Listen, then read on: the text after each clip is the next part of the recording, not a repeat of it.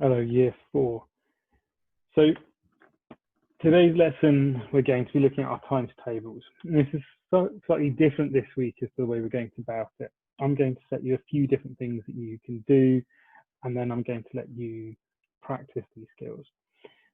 The skills we're working on this week are more to do with recapping things that we've done over the course of the year.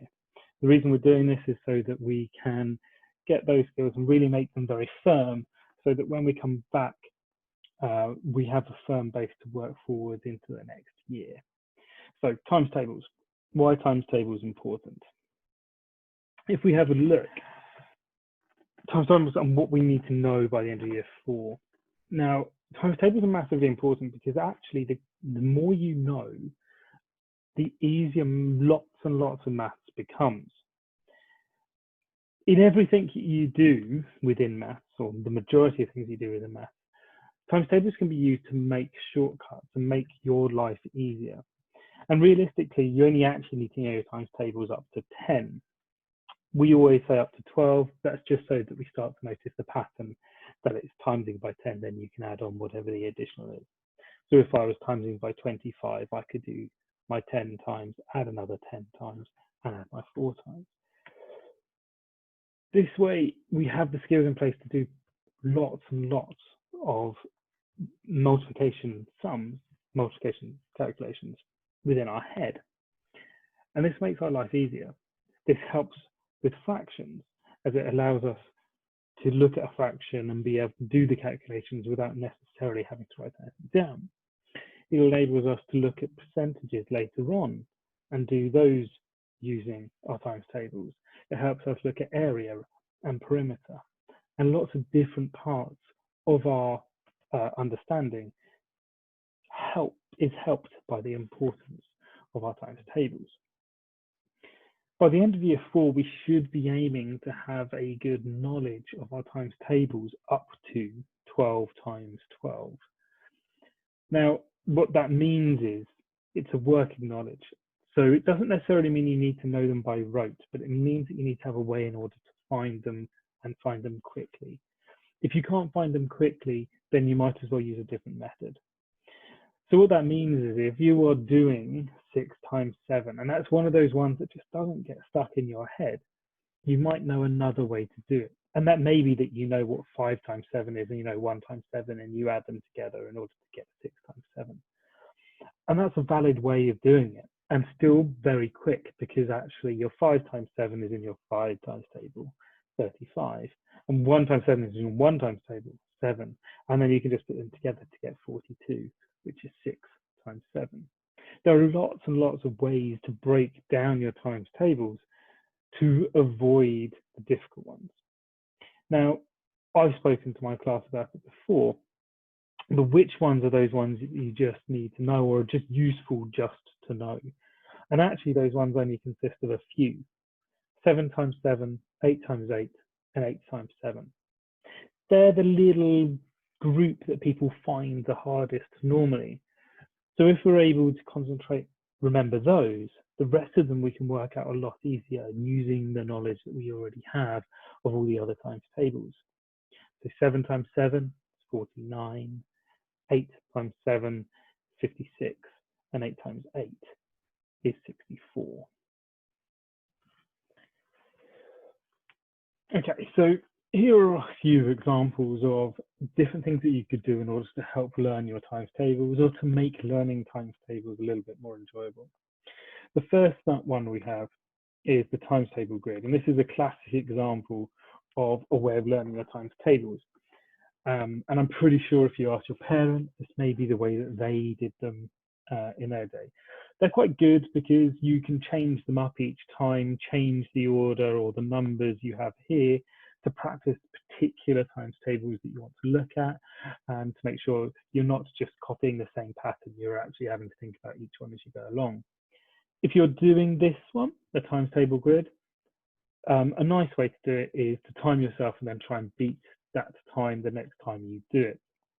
The really nice thing about this is that you start to notice patterns, like you can do all of your 10 times table that goes in there and your 10 times table that goes in here and in here. And if you do that, suddenly you start to notice some of the patterns that actually I don't need to know 4 times 10 if I know 10 times 4.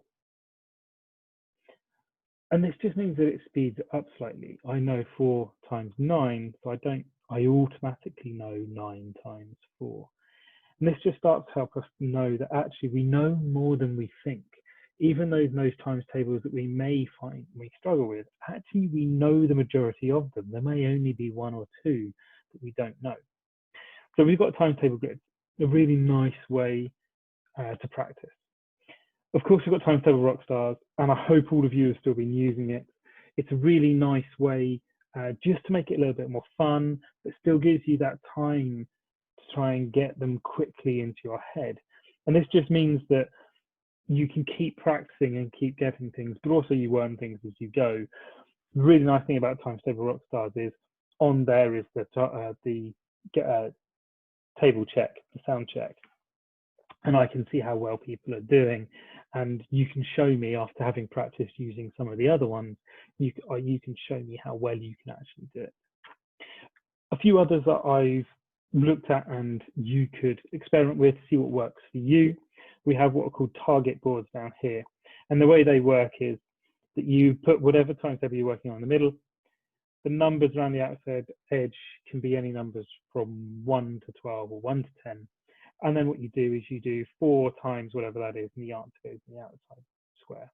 So this is a generic one for any number in here, and you can work out from there.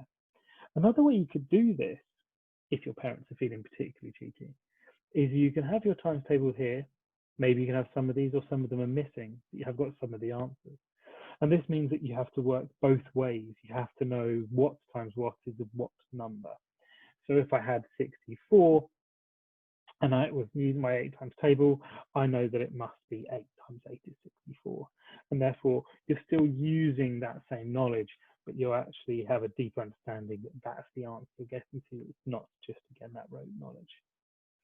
Another way, and quite an interesting way, is times table shootout. This is a challenge-based one. So you can challenge somebody else to a times table shootout. Somebody asks you a times table question, and the first person to say the correct answer gets the point. You could even challenge your parents and see if you can beat them. I'm sure some of you may be able to beat your parents. Some of you may be able to beat me at a push, which might be quite interesting next time. The final one we've got is times table dominoes. Now, this works in multiple different ways. So if you don't have any dominoes, if you type in times table dominoes, you can print and download a set off if you need to, or you can use playing cards. But the idea is that you turn them, have them face down on a table, you turn one over, you look at the 2 numbers on it. So if you got this domino here, you'd have a 2 and a 3. You times them together, and if you say the correct number, then you get to keep that domino. And it's the person at the end of the game that has the most dominoes wins. So if you fail to get it right, you turn it back over and you have another go. There's actually a lot of other games you can play with the dominoes and do the times tables. But that's just a nice way just to try out your times tables, and a way of it not always being the same times table that you're trying. During this week, I'd like you to try a couple of these different ways of doing things, just to see what works for you, but also just to see how confident you feel with your times tables. Let me know how you get on Tapestry. And if you do times tables Rockstars, I can see that as well. Thank you very much for today, and we'll see you in the next.